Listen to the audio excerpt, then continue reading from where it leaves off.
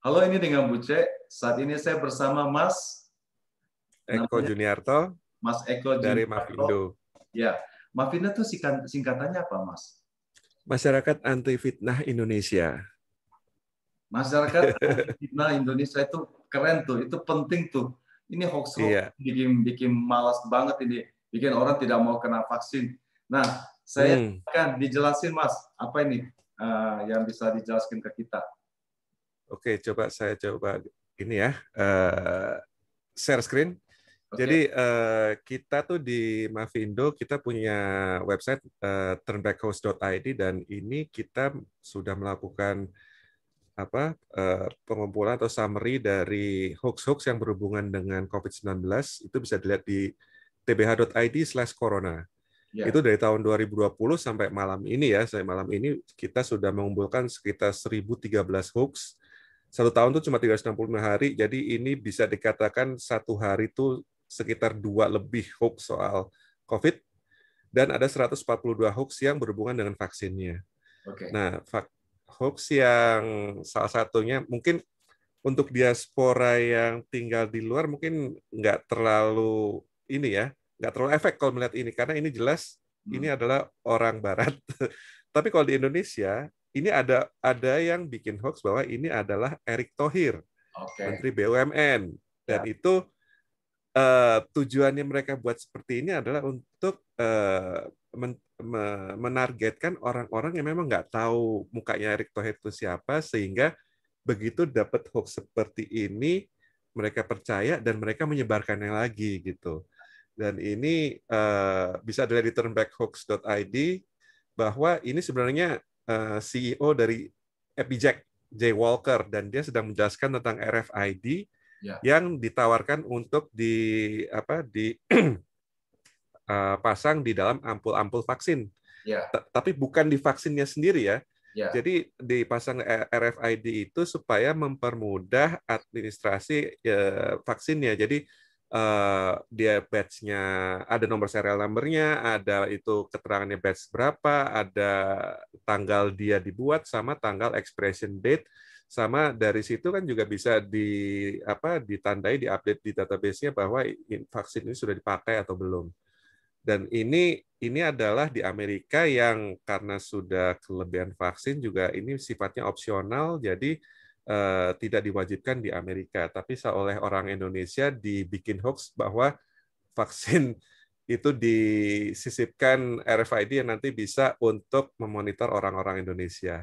ya, Nah, ini next adalah vaksin dibuat ada logamnya. besinya sehingga bisa membuat tubuh kita menjadi magnetik. Itu Ya. dibuktikan dengan menempelkan koin ke bagian tubuh kita terus nggak jatuh. Yang bekas vaksin itu ditempelin itu. Ada Iya, yang bisa. nggak usah bekas vaksin di seluruh bagian tubuh. Jadi dia Ah, klaimnya adalah membuat darah kita menjadi magnetik. ah, Nah, itu sebenarnya waktu zaman dulu saya nonton 21 Jump Street itu sudah ada yang orang main kartu terus tempelin ke kartu kepala, kartu main poker gitu kan. di jidat itu Eh, ya. iya, jadi itu sebenarnya cuma karena lapisan minyak dalam tubuh kita, di permukaan kulit kita yang membuat koin itu bisa menempel. Apalagi koin-koin yang apa sih istilahnya ringan kayak begini, ini Ya, menempel itu gampang sekali gitu loh dan nggak jatuh. ya, Tuh. ya. Jadi ini cuma gara-gara minyak, bukan gara-gara magnet. Tapi ada juga yang emang sengaja bikin pakai misalnya double tape, terus bikin videonya direkam, nih lo nggak jatuh gitu. Jadi ya itu usaha-usaha bikin hoax untuk supaya kita tuh nggak melakukan vaksinasi. Dan ini penjelasannya juga bisa dilihat di turnbackhoax.id. Ya, Penjelasan dari dokter, dari profesor, segala macam bisa dibaca di sana. ya, Dan yang ya di Amerika sendiri karena menganut kebebasan berpendapat ya, ini berita tanggal 12 Juni ya. ya, Jadi baru 2 hari yang lalu itu seorang nurse perawat itu melaporkan atau komplain ke wakil rakyatnya di Ohio House ini bahwa ini vaksin menyebabkan darah kita jadi magnetik dan dia nggak pakai koin sih, dia pakai kunci ditempelin dan kasihannya dia nggak nempel kuncinya, nempel sebentar terus jatuh, nempel sebentar terus jatuh. Jadi Malu banget tuh. memalukan sekali. I know. Oke. Ya. Jadi salah satu chat. Saya itu walaupun tinggal di Indonesia, Ya. itu saya apa ya? Termasuk suka nonton SNL. Suka nonton SNL nggak? Ya, ya, ya, ya, ya, ya. Yang apa? Ini ada Yang ini ada di live itu ya. terutama yang bagian ini baca berita. Ini coba saya setel ya. Coba. IBM announced that it has created the world's smallest and most powerful microchip. Not now. Jadi IBM announced that it is Jadi ya IBM mengumumkan hal itu justru saat orang-orang pada ketakutan vaksin disisipkan microchip. Ya. Jadi mungkin saya bisa, kalau saya sedikit ini Mas ya, mungkin orang-orang ada apa sih emangnya, kenapa kalau ada di tangan kita ada magnet, terus kenapa kalau di ini ada bisa dilacak atau apa? Karena itu sebenarnya sasarannya untuk orang Kristen. Jadi kita ini ada orang Kristen karena ini ada kepercayaan di kitab Wahyu, ada profesi bahwa pada akhir zaman itu Antikris akan menuliskan tanda 666 di tangan atau di dahi. So itu that's why it's important di dahi dengan di tangan. Kenapa? Karena terus kemudian adalah rumor bahwa nanti disuntik, divaksin, nanti kumpul katanya akan dijadikan kumpul di 66, somehow bisa muncul di tangan kita. Jadi orang Kristen takut divaksin karena takut menjadi antikris. Itulah jadi religius ya. Ya, juga dengan dilacaknya itu begitu. Karena di situ memang ada ayat bilang orang tidak akan bisa berdagang berjual beli tanpa dengan tanda seperti itu. Jadi makanya tuh waktu dibilang Bill Gates ada microchip, kita harus pasang ini, kita bisa begini. Wah, ini antikris nih, kegenapan dari kitab Wahyu. Jadi orang pada takut. Jadi itulah sebabnya takutnya magnet itu kenapa begitu lari ke tangan gitu jadi 666. Itulah Mas gitu. Jadi sasaran sebenarnya orang Kristen, orang Muslim tidak. Kalau orang Kristen itu kayaknya. Iya, tapi ini kalau untuk yang orang Muslim di Indonesia itu hoax-nya adalah vaksinnya dibuat dari sel babi. Betul. Udah otomatis pada nggak mau. Dan saya juga dengar dari teman-teman host di sini ada yang bilang begini. Ini penelitian dari Pfizer ini dulu pakai ini Monyet. punya dari bayi manusia. Jadi dari agama Katolik itu tidak boleh karena itu dianggap aborsi atau apa. Nah itu kayaknya mungkin awal-awalnya penelitian, tapi di dalam vaksinnya tidak dimasukkan unsur itu. Kalau ini setahu saya ya, bahwa betul itu tidak. Jadi dia sebenarnya pakai stem cell, tapi bukan stem cell dari janin fetus yang aborted atau gitu, itu enggak. Itu cuma di cloning. Jadi dikulturkan gitu. Jadi bukan dari stem cell aslinya sendiri. Dan itu dalam penelitian, bukan sekarang, tidak dimasukkan Pfizer. Enggak itu. Bayangin berapa ratus ribu baby harus dibuatkan untuk bikin vaksin. Kalau memang dari itu ya. Nah, terus yang sekarang menurut Mas Mas Eko, kira-kira sekarang yang paling populer ini apa nih lagi di Indonesia ini? Yang paling tidak masuk akal gitu loh.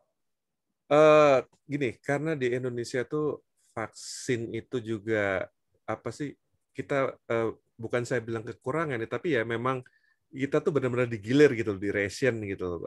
Saya itu dapat cuma karena gara-gara daerah tempat tinggal saya sudah merah gitu ya. Nah, orang-orang kan ya terbelah dua lah. Ada yang percaya COVID itu ada yang nggak percaya COVID itu ada. Yang percaya COVID itu ada, mencari vaksin segala macam. Ada yang percaya sama vaksin, ada yang tidak percaya sama vaksin. Yang tidak percaya sama vaksin itu berusaha mencari pengobatan dengan itu ada yang herbal gitu misalnya dengan irisan bawang, dengan jeruk nipis itu jadi dibilang itu menyembuhkan COVID-19. Ada lagi yang absurd menggunakan asap kelapa yang dibikin cair, liquefied coconut smoke. Itu dibilang menyembuhkan, dan bahkan buat yang belum kena itu bisa buat jadi vaksinnya. Dan yang menyedihkannya itu sempat ditayangkan di TV nasional sekitar tahun kemarin di bulan Maret atau April begitu deh. Walaupun itu udah di take down ya, baik di Facebook maupun di Twitter, tapi ya itu udah telanjur menyebar.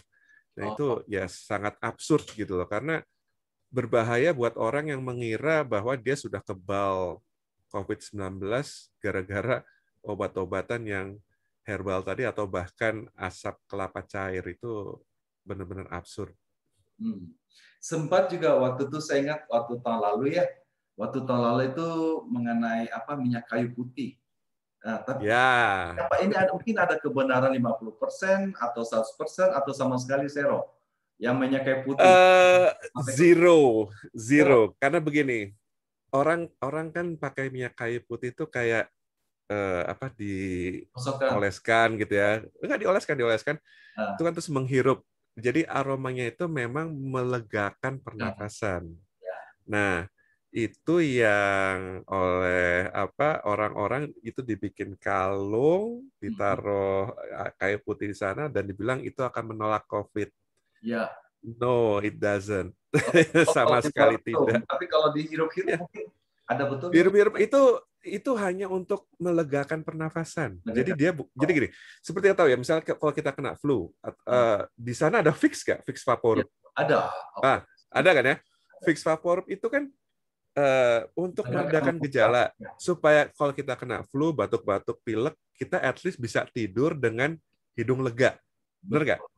Nah, flu itu adalah diakibatkan oleh virus, dan itu tidak ada obatnya yang bisa. Tapi karena dia itu adalah penyakit yang sembuh sendiri, yang bisa kita lakukan adalah untuk meredakan gejalanya. Nah, makanya kita pakai minyak kayu putih. Meringankan gejala, berarti ya. Betul.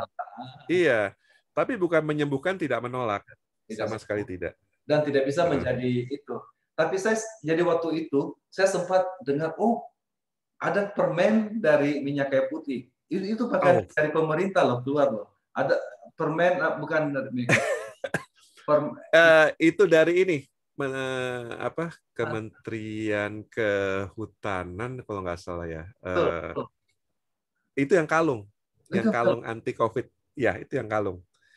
Dan itu sudah ya begitulah, menghilang sedikit demi sedikit, nggak pernah diumumkan lagi.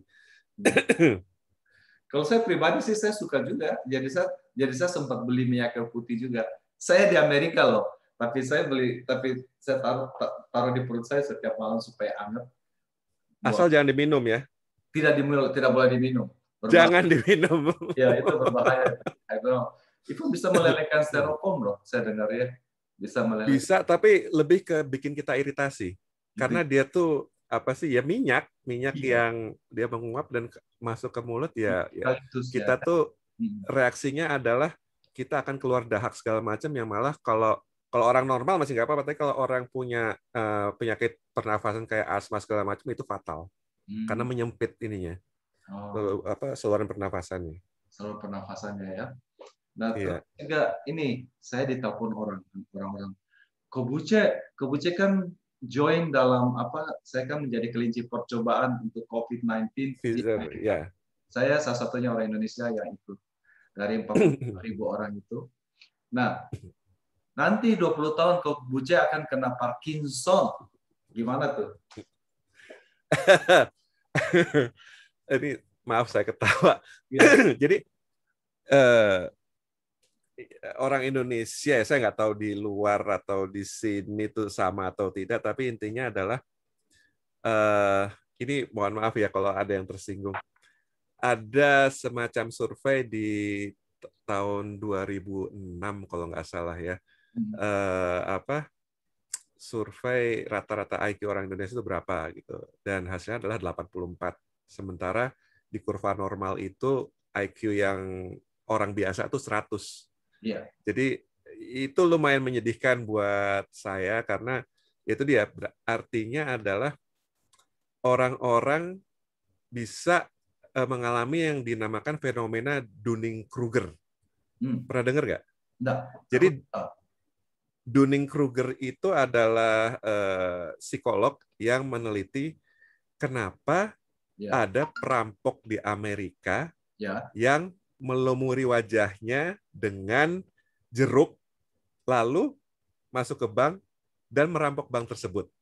Itu dia merampoknya siang hari, sore harinya ketangkep. Dan dia marah-marah. Oh, gitu Dia kenapa? marah-marah. Ya, dia marah-marah karena saya sudah melumuri muka saya dengan air jeruk. Kenapa muka saya masih terekam oleh kamera? Ah, Jadi jadi air jeruk itu bisa digunakan untuk invisible ink. oh Tahu gitu. kan invisible ink? Jadi Ya, ya, ya. kalau air jeruk itu dituliskan di kertas, itu akan kelihatan basah sebenarnya, habis itu hilang. Dan Betul, dia hanya bisa terlihat kalau dipanaskan kertasnya. betul, Ya, betul. dia tidak tahu soal kimia, dia tidak tahu soal invisible ink, tapi dia pernah membaca hal itu dan merasa bahwa ketika mukanya dilumuri dengan air jeruk, Ah, maka CCTV tidak akan bisa merekam mukanya. oh, oke. Ini yang Dunning-Kruger pelajari. Jadi Dunning-Kruger tuh salah satu adalah psikolognya, salah satu adalah mahasiswanya yang bikin tugas akhir. Itu jadi menemukan ya dari survei dari yang tingkat kecerdasannya tinggi sampai yang rendah, bahwa ada yang kita orang Indonesia bilang sok tahu. Ya, Jadi orang yang pengetahuannya sedikit justru akan lebih pede hmm, untuk membahas hal-hal yang sebenarnya dia nggak tahu. hmm. Sementara orang yang pengetahuannya tinggi, dia tuh akan berasumsi bahwa orang-orang lain tuh punya pengetahuan sama-sama saya, jadi saya nggak bisa sok tahu. Saya malah takut kalau saya ngomong salah, Ya, begitu loh. ya. Nah, orang-orang yang ngomong bahwa dalam 10 tahun, 20 tahun lagi lu kena ini Parkinson bla bla segala macam, itu ya termasuk fenomena Dunning-Kruger. Dia nggak punya latar belakang ilmiah, terus tahu-tahu ngomong sesuatu yang hal yang misalnya Pfizer ya, itu baru tahun 2020, berarti apa? Setahun Agustus. kurang. Mulai karena Itu saya ikut di riset mulai Agustus. Itu baru Agustus, ya, for sure, I know. jadi dasar ilmunya dari mana? Baru 10 bulan. Agustus sampai Juni ini baru 10 bulan. Ya, Makanya itu benar-benar ya dengan istilah kita sendiri, kita nggak usah pakai istilah aneh-aneh Dunning-Kruger, itu sok tahu itu oke, aja. ya. Ya, kalau dari penelitian terus apa Mas Eko sendiri terus apa lagi nih yang beredar di selain bahwa itu ada unsur babinya di ini apa di dalam Pfizer sehingga yang umat Islam tidak mau, apalagi nih yang itu yang di ini. Sebenarnya bisa sih ke turnbackhoax.id atau ke tadi ke mana, ke tbh.id/corona, itu ada tab khusus soal vaksin ya. Iya, Jadi coba misalnya kalau saya coba lihat itu yang terakhir soal vaksin adalah, oh ini yang melakukan vaksin itu darahnya nggak bisa didonorkan misalnya. Jadi dia menakut-nakuti orang supaya tidak melakukan vaksinasi, karena setelah divaksinasi darahnya nggak bisa buat didonorkan, dan itu termasuk salah. Justru orang malah mencari plasma ya. Plasma tuh jadi kayak apa, orang yang sudah kena COVID terus sembuh, plasma darahnya itu bisa lumayan buat bikin tubuh kita lebih kebal kalau kena ketularan COVID. Jadi itu sama sekali tidak benar. Terus banyaklah hal lain kayak misalnya nih, kan baru kemarin tuh konflik Palestina Israel tuh. Jadi yang Hamas nerbangin roket, terus Israel nangkis dan membalas segala macam. Nah, ya udah otomatis muncul hoax soal Israel dengan vaksin. Ini dibilang Netanyahu memanfaatkan vaksin untuk membunuhi para Muslim misalnya. Hal-hal absurd kayak gitu deh. Tapi ya itu dia, tetap bisa viral karena yang dituju tuh memang emosi dari targetnya. Jadi kalau orang sudah emosi ya, pikiran sehatnya tuh otomatis shutdown. Ini hal yang sangat wajar terjadi. Contoh, ya, ada copet, dia teriak copet, maling. Orang bakal mikir dulu, bener nggak ada copet maling, atau langsung ikut mencari, membantu mengejar. Otomatis akan ikut membantu mengejar, karena itu yang dituju, emosinya. Atau kebakaran, misalnya rumah kita kebakaran, kita lari keluar, kebakaran. Nggak bakal ada orang yang datang, bener nggak sih kebakaran? Nggak akan ada orang kayak gitu. Jadi dia akan langsung ikut panik. Jadi itu kayak mobil dinyalain, nyala, itu menyalakan mode paniknya kita. Begitu kita mode panik, kita langsung gampang dibohongi oleh hoax. Oke. Nah, yang mengenai masalah plasma itu, ada benarnya, ada tidaknya. Saya ceritain ya. Jadi saya waktu itu mau mendonor, saya punya plasma di Palang Merah Amerika nih, Red Cross kan. Nah, hati saya nih, saya mau donorkan plasma saya nih, karena saya kan udah vaksin nih, saya mau donorkan ini.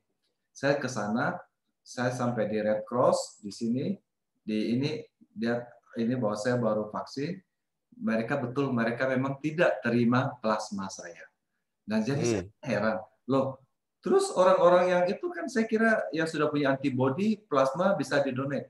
Ternyata memang di sini di Amerika yang diterima plasmanya yang bisa didonate orang yang kena COVID beneran. Terus menggunakan antibodi itu bisa didonate. Itu plasma bisa digunakan.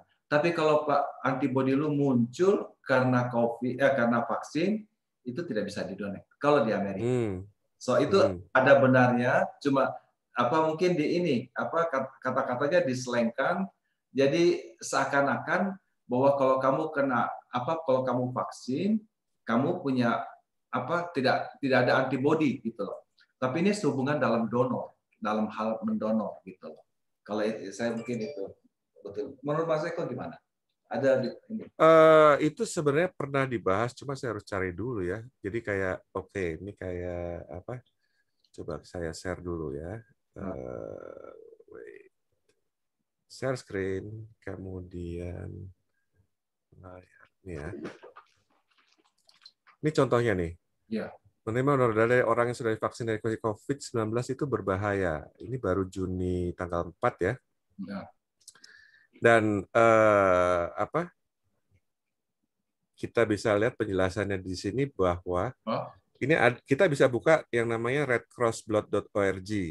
Penerima COVID-19 yang berbasis RNA seperti AstraZeneca, Moderna, Novavax, Pfizer itu dapat mendonorkan darahnya tanpa waktu jeda dengan catatan pendonor tidak mengalami gejala dan sehat waktu melakukan donor darah.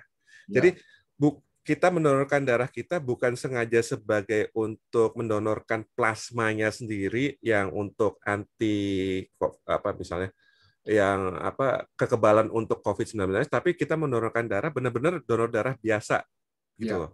Jadi ini bisa, tapi ini itu untuk yang basis RNA, tapi untuk yang menggunakan virus yang dilemahkan itu menunggu selama 2 minggu, karena 2 minggu itu kan waktu menciptakan antibodi. Muncul bukan masa inkubasinya sampai muncul gejalanya COVID itu 2 minggu. Ya, jadi takutnya walaupun dia sudah divaksinasi, dia sempat ketularan terus tetap nongol COVID-19-nya. Itu yang di redcrossblog.org ya. Jadi saya nggak tahu ini apakah basisnya di Amerika atau enggak ya. Tapi kalau untuk yang di Indonesia, Surat Edaran Palang Merah Indonesia, syarat untuk bisa mendonorkan darahnya adalah 2 minggu setelah mendapatkan vaksin COVID-19 dosis kedua. Jadi nggak peduli apakah dia RNA atau virus yang dilemahkan, dipukul rata. Jadi supaya nggak bingung juga, kan kita ada tenaga kesehatan banyak dan agak pusing kalau bedain dia sebelumnya vaksin apa ini yang mau donor darah. Jadi pukul rata, habis divaksin yang terakhir yang kedua, tunggu 2 minggu, habis itu boleh mendonorkan darah. Itu untuk yang PMI Indonesia. Oh gitu. Gitu, Mas. Kalau saya ceritain ya, kalau saya begini, waktu saya mau donor, jadi banyak ada dua hal nih. Ada donor darah dan ada donor plasma. Itu dua hal berbeda. Tapi bisa sama-sama kita dilakukan di Red Cross. Nah ternyata, jadi saya bilang, oh ya udah kalau plasma nggak bisa ya aku donor darah biasa aja. Ternyata juga ditolak. Saya tanya kenapa ditolak. Ternyata itu mereka ada historinya saya itu 24 tahun lalu. Saya pernah mau ke Red Cross, mau donor darah, isi pertanyaan. Pernah kamu kena malaria? Iya, saya kan dari Papua. Iya, saya pernah kena malaria waktu saya di Papua 10 tahun lalu. Jadi even kopnya itu 30 tahun yang lalu kamu pernah kena malaria dan sudah tidak ada simptom, kamu tetap tidak terima darahnya di sini untuk didonor. Kalau di Indonesia sulit kalau. Ya. Karena malaria tuh ya itu dia sekali kena itu akan terus ada di dalam tubuh walaupun simptomnya nggak pernah muncul. Nah, ya. Nah, saya heran juga kalau di Indonesia kita tidak gitu. Kalau saya di Indonesia donor darah nggak apa-apa. Walaupun saya pernah malaria. Di Amerika nggak bisa. Ya. So, itu Amerika ketakutan sekali. Masalah itu. Nah, terus kemudian ada ini enggak apa yang tentang bahwa kalau orang divaksin bagaimana ya? Kalau even sampai ada kayak gini, orang divaksin dia akan malah mempunyai satu efek apa gitu. Kalau di Indonesia gimana sih? Beredarnya ngomongnya gimana? Di Indonesia itu kenapa orang tidak, selain dari religion ya, dari kalau nakut-nakutinnya KIPI itu jadi mulai dari pusing segala macam yang pokoknya yang lemah. Tapi itu maksudnya wajar ya kalau KIPI itu kejadian pasca imunisasi saya lupa. Pokoknya pasca imunisasi ya. Misalnya AstraZeneca itu kan sebenarnya memancing tubuh untuk memproduksi antibodi ya. Dan itu efeknya adalah kita kayak merasa demam, nggak enak badan. Ada yang setengah hari, ada yang 1 hari, ada yang 2 hari, segala macam. Nah, ada juga contoh ekstrim. Jadi ada yang bilang dokter dari mana gitu, daerah mana habis divaksin dia terus kena serangan jantung. Nah, kayak gitu. Atau kalau yang dari luar negeri yang sering kita temukan itu yang dibesar-besarkan adalah misalnya dari AstraZeneca setelah divaksin terjadi blood clot, penggumpalan darah. Nah itu bukan memang tidak mungkin terjadi, ada catatan kejadiannya, tapi jumlah kejadiannya sangat kecil. Itu katanya di bawah 1% apa 2%, saya lupa. Intinya adalah kalau ada di bawah 1%, karena dari 1.000 itu 1.000 yang divaksin, ini ingatan saya doang ya, itu cuma 14, artinya dia cuma 0,14%. Jadi ya risiko selalu akan ada, apalagi kalau orang-orang yang punya komorbid, orang-orang yang punya histori penyakit. Saya sendiri di Indonesia itu di vaksinasi itu diundang oleh ini kan RT setempat ya. Saat itu pun nggak dikasih tahu itu vaksinnya apa. Pas menunggu, pas saya menghadapi langsung petugasnya, baru saya bisa nanya. Oh ternyata AstraZeneca. Tapi saat di interview itu pun kita harus disuruh ngisi form tuh. Pernah penyakit berat nggak? Penyakit ini saya lupa daftar penyakit apa aja yang ditanyakan. Tapi ada beberapa penyakit yang ditanyakan pernah menderita atau enggak. Terus kita diukur tekanan darahnya, terus diperiksa diambil darahnya dikit terus dicek, terus ya itu sudah tingkat pengamanannya udah berlapis-lapis lah gitu loh. Jadi hal-hal yang kayak kipi yang berat itu sudah benar-benar dihindari, sudah benar-benar dijaga. Tapi masalahnya kadang ya, ini saya nggak tahu orang Indonesia berubah sifatnya di luar atau enggak, tapi kalau di sini mereka tuh kayak nggak nggak mau ngaku gitu loh kalau akan sesuatu yang dianggap memalukan. Misalnya, pernah sakit ini nggak mau ngaku. Tadi udah sempat sarapan belum? Nggak mau ngaku kalau belum sarapan. Atau saat ini sehat nggak? Itu kan dia orangnya mau divaksin atau nggak gitu, sedang mau divaksin nih. Dia nggak mau ngaku, dia nggak enak badan dari semalam. Nah, itu teman saya mengalami sendiri. Jadi dia tuh lagi nunggu divaksin, terus ternyata yang sebelum dia tuh kayak apa ambruk gitu lah habis divaksin. Pas dibawa ke ruang pemulihan, ditanyain lagi segala macam, baru ketahuan kalau satu dia nggak sarapan, dua dia ternyata udah nggak enak badan dari semalam, dan tiga dia kayaknya udah ketakutan sendiri gitu pas divaksin. Jadi benar-benar ya soal kultur juga sih, orang Indonesia kayak susah ngaku sesuatu yang bikin malu dia. Kalau menurut saya sih, saya lihatnya beda. Kalau saya lihat pandangan saya beda. Ada 3 hal nih, Mas Eko. The reason saya pikir mereka tidak mau ngaku, setahu saya nih ya, dari cerita-cerita mereka, karena itu mereka pengen banget, susah banget dapat untuk slot untuk divaksin. Jadi itu sudah diantisipasi 1 bulan. Even malamnya itu sudah saking menunggu-nunggu sampai tidak bisa tidur. Malah kurang tidur. Jadi waktu ditanya, pokoknya apa aja, pokoknya aku harus terima vaksin dah. Lu ada ini, ini tidak. Pokoknya asal bisa terima vaksin. Itu yang saya dengarnya dari.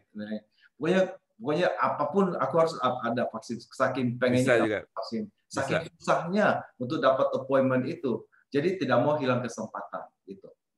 Bisa. Yang kedua untuk Pfizer, karena saya kan di research Pfizer ya. Jadi itu adalah kondisi yang perfect untuk menerima vaksin Pfizer ya. Saya cerita Pfizer nih. Saya ini ada 4. Saya ada kolesterol, saya ada diabetes, saya ada darah tinggi, saya ada fat liver. 4. Waktu saya menjadi kelinci percobaan untuk Pfizer, itu pertama-tama kita not even know ini apa namanya, atau bagaimana, berapa komposisinya, apa semua. Jadi mereka hanya punya syarat between 18 to 55 years, 18 sampai 55 tahun. Itu yang pertama kali waktu kita join dalam riset ini. Dan mereka sama sekali tidak ukur tekanan darah saya, mereka tidak ambil darah saya. Di beberapa penelitian yang lain saya selalu ikut, itu diambil darah apa diukur. Ini tidak sama sekali. Jadi ditanya histori penyakitnya nggak? Tidak. Sama sekali nggak juga. Aneh kan? Aneh kan saya? Aneh. Ini vaksin ini dia tidak tanya-tanya, kamu ini berisiko, takut nggak? Supaya karena vaksin ini dipersiapkan untuk semua golongan. Nah, kita di Amerika itu diabetes banyak banget, darah tinggi banyak banget gitu loh. Nah, kalau kamu nggak boleh diabetes, nggak boleh darah tinggi, nggak boleh ini, siapa yang mau divaksin gitu loh? Saking kita itu adalah penyakit negara maju, darah tinggi, jantung, diabetes gitu. Jadi memang udah dipersiapkan untuk semua harusnya. Jadi sekalipun kamu darah tinggi, kamu diabetes, ini tidak apa-apa gitu loh. Nah, yang ketiga, waktu saya jadi saya cerita ini supaya mengcounter Fox juga nih ya. Possibility, karena saya mengalami sendiri waktu itu. Jadi kita yang di volunteer ini 50% terima placebo, 50% terima vaksin sebenarnya. Tapi kita tidak tahu. Kita tidak tahu, yang suntik juga tidak tahu, dokter situ juga tidak tahu, yang tahu hanya atasnya. Dia kasihkan ada kode ini ampulnya, mereka yang benar atau tidak. Jadi waktu saya terima itu, saya pulang. Ternyata saya tuh terima placebo. Tapi saya kan tidak. Jadi saya kan jangan ini. Kamu harus melaporkan apapun efek yang kamu rasakan. Iya. Saya kan jaga-jaga banget nih. Nah, saya pulang, saya makan 1 ekor ayam ginseng Korea. Terus saya pikir ke toko lagi masak ayam. Saya pikir membantu imunisasi saya supaya semakin kuat nih ya. Orang Tionghoa itu kan suka masak ayam obat untuk orang perempuan yang habis melahirkan. Nah, saya masak. Saya makan sendiri karena saya cuma sendirian. Saya kasih habisin. Malamnya badan saya panas. Saya tidur jam 9 malam, jam 12 malam saya terbangun, saya nggak bisa nafas. Saya nggak bisa nafas. Jantung saya berhenti. Kayaknya Mengerikan. kayak ada serangan jantung gitu. Nah, saya kan bingung, aduh, ini side effect dari vaksin yang matang gua. Saya mati kena serangan jantung malam ini. Jadi saya kena efeknya daripada vaksin ini nih. Waduh, saya tuh tidak bisa nafas, terus kayaknya dada saya sesak. Saya hampir ke emergency room malam itu. The only reason saya tidak ke emergency room karena jam 5 pagi saya harus interview 5 istri duta besar seluruh dunia. 5 jam 5 Zoom. Seperti kayak gini. Nah, that's the only reason karena saya tahu kalau saya ke emergency room, saya pasti ditahan, tidak bisa pulang. Tidak bisa on time di interview jam 5 pagi, jam 12 malam tuh. Saya minum aspirin 2, saya minum Tylenol 2, pengen rasa sakit untuk turunin. Terus saya tidur, 12.30 saya tidur, jam 4.30 saya bangun, udah hilang. But I know that it happened to me. Andaikan saya menerima vaksin yang sebenarnya, saya kira itu saya sudah pastikan bahwa itu adalah side effect daripada vaksin Pfizer, membuat saya tidak bisa bernapas, mendapat hampir serangan jantung. Saya even text ke dokternya, kok tidak ada yang jawab nih. 6 bulan kemudian saya ditelepon, "Sir, you got the placebo." Yang gokil banget gitu loh. Maksudnya tuh, saya tuh kena placebo, tapi saya ada simptom-simptom seperti itu. So, belakangan saya sadar bahwa itu adalah anxiety. Saya dapat yang kedua kali, 3 malam kemudian, the same thing, saya bangun jam 12 malam dengan perasaan seperti itu. Jadi kan saya ini matang, ini side effect daripada vaksin ini, bahaya banget gitu loh. Padahal saya placebo nih, sodium klorid yang masuk ini. Tapi saya bisa ada perasaan seperti itu. Psikosomatik. Ya, setelah saya pergi saya even masuk emergency room. Ya saya mau periksa, karena saya pergi siang-siang daripada tengah malam jam 12 malam. Saya ke sana diperiksa semua. Mas Eko, diperiksa jantung, diperiksa agenda semua. So you completely normal. You're fine. Tidak no COVID, no apa semua, fine. Terus dari mana tuh gue itu? Anxiety. Dan saya kan yang menyuruh orang vaksin nih. Ya saya tuh sudah siap-siap vaksin kedua ini juga. Waktu vaksin kedua jadi 6 bulan kemudian saya ditelepon, "Sir, you got placebo. Tapi kami offer you the real vaccine. If you want to receive a real appointment tomorrow." Jadi saya datang the next day untuk bulan Januari vaksin pertama yang sebenarnya. Dan sebulan 3 minggu kemudian yang kedua. Nah, saya ke klinik nih. Lagi mau nunggu, itu kan harus tunggu 30 menit kalau kita di sini di klinik yang sebenarnya ini supaya diencerin. Karena itu kan frozen. Supaya menjadi jadi kita harus nunggu 30 menit sebelumnya. Situ saya lagi nunggu, tiba-tiba saya punya jantung. Kenapa saya tidak bisa nafas ya? Saya pikir waktu saya kena side effect vaksinnya. Baru saya ingat, saya belum disuntik. Gimana gue bisa dapat side effect vaksinnya gitu? So, pengalaman saya, andai kan kalau saya disuntik begitu, saya rasa pasti kita rasa ini setelah side effect dari langsung menyalahkan ya. Jadi saya rasa jangan-jangan banyak cases juga ini orang-orang yang udah terima vaksin sebenarnya anxiety, tapi dianggap side effect daripada vaksin gitu. So itu dari pengalaman saya sendiri loh, itu yang terjadi. Setuju. Dan problemnya anxiety itu juga diperparah dengan yaitu beredar hoax soal ini dokter habis vaksin mati lah, atau ditakut-takutin bakal parah lah kipinya. Jadi ya itu dia anxiety atau psikosomatis gitu loh. Dan itu dia yang kita berusaha supaya meredakan hoax-hoax yang beredar ini. Atau tadi kan kita sudah dalam satu forum yang apa anak-anak muda umur 18 tahun divaksinasi kan. Ya. Terus kita ada yang nanya apa alasan mereka? Ya karena pengen aja. Jadi mereka curious gitu, curious dan apa sih daripada nggak divaksin mending divaksin gitu. Dan ya itulah apa ya enaknya umur muda seperti mereka. Saya juga masih pas saya masih muda tuh saya tuh nggak mikir macam-macam, nggak mikir soal ketakutan bakal mati lah atau apa, ya, jalan-jalan aja. Dan apa ya mungkin yang muda-muda itu justru yang ya itu tadi lebih mudah buat menjalankannya tanpa anxiety ya, tanpa ketakutan terpengaruh oleh ketakutan dari orang lain. Walaupun mereka sudah menekan sendiri hoax-hoaxnya itu, tapi tetap aja jalanin. Ya. Saya enggak sampai enggak habis pikir kok orang bisa punya waktu banyak ciptakan hoax-hoax untuk membuat orang tidak mau dan menyakiti orang kan. Kalau orang itu mati itu tanggung jawab lo. Kamu buat hoax begitu orang akhirnya terkena COVID dia mati gimana tuh? Bagaimana? Itu jadi gini, terus terang dulu saya punya pemikiran yang sama, tapi gini, ini saya ambil contoh mungkin agak radikal ya. Ya. Dua negara berperang. Ya. Dua-duanya misalnya kayak oke lah negara-negara Arab lawan Israel gitu. Ya coba kita tanyakan pada diri sendiri, kenapa sih mereka mau berperang gitu loh? Kenapa pasukannya mau gitu loh ke medan pertempuran udah tahu risikonya mati segala macam? Karena masing-masing pihak merasa dirinya benar. Begitu. Jadi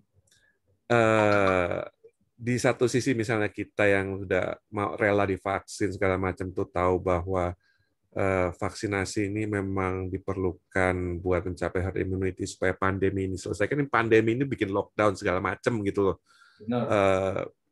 Tapi di satu sisi ada orang-orang yang jadi ya itu tadi ada yang berdasarkan agama. Jadi vaksin itu kalau tidak dibuat dari benda-benda yang halal itu berarti nggak boleh masuk ke dalam tubuh kita. Dan ya itu dia. Ajaran agama seperti yang Anda bilang sendiri yang ajaran Kristen itu yang 666 segala macam, karena mereka harus merasa benar. Mereka merasa harus menyelamatkan kaumnya gitu loh. Jadi yang mereka buat mungkin mereka nggak merasa itu hoax, tapi itu merasa bahwa itu adalah cara buat menyelamatkan teman-teman mereka. Nah ini yang kita harus kayak punya semacam empati. Empati kita coba tempatkan pada diri mereka gitu. Kalau kita udah tahu jalan berpikiran mereka, perspektif mereka, kita bisa masuk dari sana gitu. Kita tidak mengkonfrontasi langsung, tapi kita jelaskan atau bahkan mungkin kita yang bertanya. Misalnya yang kayak dibilang kamu kalau habis vaksin itu bakal ini loh Parkinson segala macam. Tanyakan ke mereka. Kenapa kamu bilang begitu? Apa buktinya? Siapa yang sudah meneliti? Kamu dengar dari mana? Biasanya kalau ditanyakan kayak gitu, asal kita nanyanya tuh kayak friendly begitu ya, mereka akan berusaha menjawab, tapi lama-lama mereka akan mikir sendiri. Ini saya dapat dari mana ya gitu. Kalau mereka bisa sadar sendiri itu lebih bagus, karena mereka akan kayak, oh iya ya, ternyata saya yang salah gitu loh. Daripada kita langsung bilang kamu salah, itu kayak orang juga tidak suka disalahkan, dijudge gitu, judgment gitu kan. Lebih baik kita tanyakan, itu aja. Jadi ya dalam perang tuh semua orang kan merasa dirinya benar, gitu aja. Kemarin saya sempat lihat ya di talk show radio di Amerika ini NPR. Jadi mereka itu cerita begini, mengcounter hoax ya. Ternyata mereka belajar dari dua negara juga, dari ini di Amerika ya, dari United Kingdom dengan di Israel. Karena Israel persentase orang divaksin tinggi, itu cukup berhasil di sana, dan di United Kingdom juga begitu. Nah mereka bikin penelitian nih Mas Eko. Apakah di Israel itu juga ada hoax-hoax ini supaya jangan divaksin? Ternyata juga ada. Dan itu di kalangan rabi-rabi Yahudi. Karena jadi hoaxnya kayak modelnya apa? Jadi setiap negara itu beda-beda. Ternyata Pasti. dari penelitiannya di Israel ini dari rabi-rabi Yahudi bahwa dalam vaksinnya ada mengandung babi. Jadi ada juga di Israel. Nggak kosher. Ya, nggak kosher ya. Terus ya kalau di United Kingdom yang paling banyak menolak itu di kalangan imigran yang dari negara Muslim. Dan itu juga itu ada counter mirip juga begitu. Jadi ada di situ. Nah, kalau di Amerika bukan masalah babi atau tidak, karena orang Indonesia Amerika banyak makan cheeseburger, banyak makan bacon, banyak makan babi. Itu bukan masalah. Ya di masalah adalah 66 ini adalah antikrais, ada chip diimplant di dalam tubuh kita untuk melacak. Nah, jadi masing-masing ini negara ini ada hoax-hoax pentingnya. Kalau di Amerika adalah kebebasan pribadi itu sangat penting. Gue tidak mau dikontrol oleh government, gitu loh.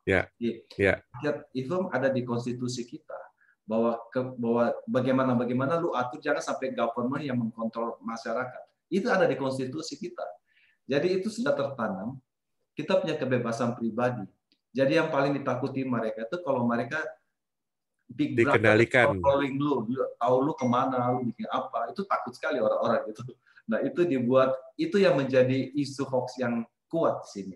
Masalah babi lah, ada kandungan, who care, kita makan bacon. Tapi itu merupakan ini. Jadi rupanya di setiap negara itu ada hoax yang dominan. Nah, itu kalau saya lihatnya gitu. Menurut Mas Eko gimana?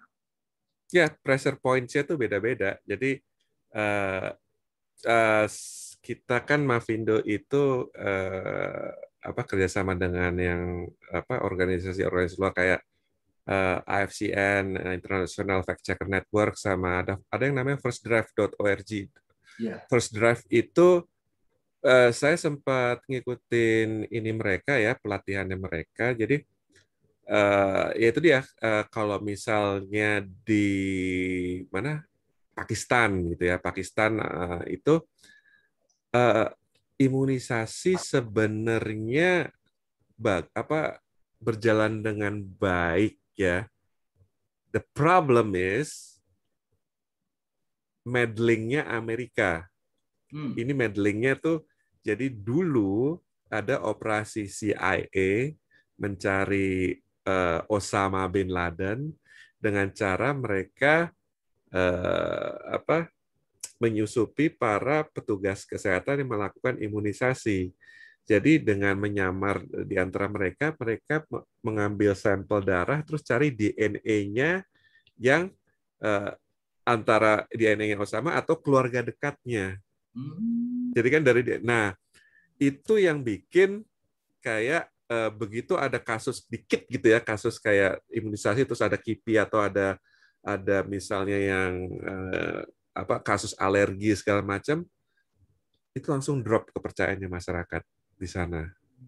Nah itu Amerika, I know Amerika tuh is a free world segala macam bla bla bla, tapi tingkah mereka di negara lain itu malah bikin tingkat kepercayaan masyarakat terhadap tenaga kesehatan tuh berkurang drastis. Takut kayak ini disusupi lagi gitu oleh CIA. Nah, terus ya itu dia, kalau di Amerika sendiri ya, itu terbagi dua. Jadi ada konservatif, ada kulit hitam. Bukan terbagi dua, terbagi bermacam-macam. Konservatif, kulit hitam, terus ada Spanish speaking, ya, Spanish speaking. Ada Asian. Nah, itu Spanish speaking itu sama sekali no problem terhadap vaksin kecuali dari soal sisi agama, seperti yang disebut tadi.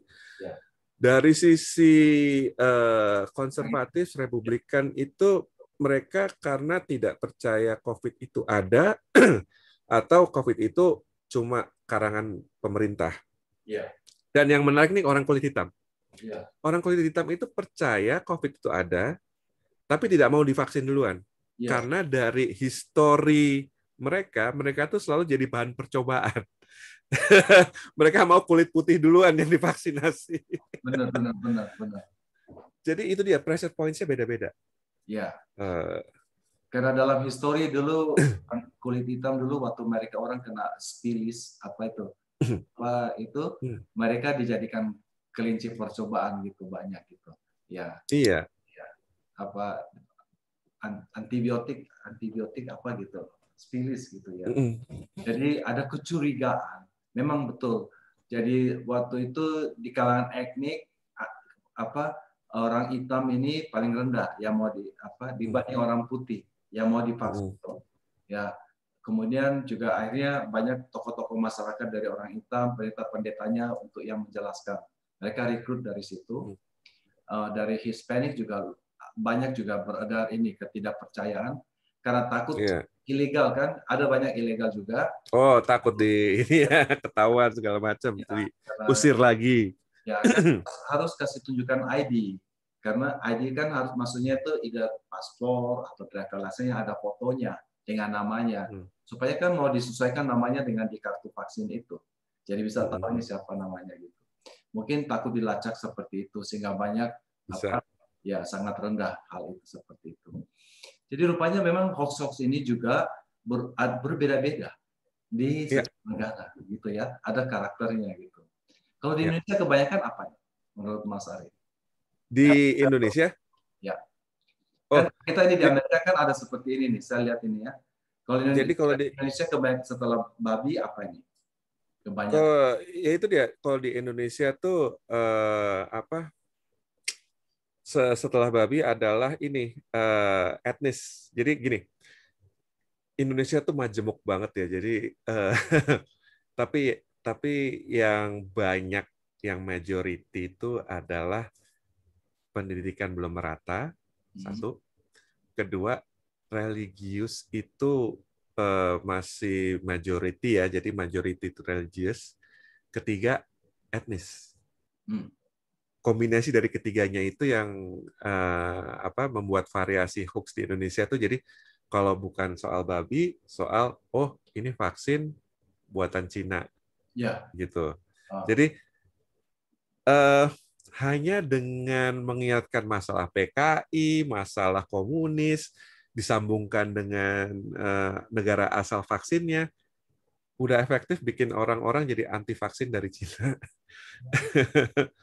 Jadi ya itu Anda yang di luar mungkin nggak merasakan, tapi di sini tuh walaupun orang-orang bilang nggak ada rasisme sini, itu bullshit.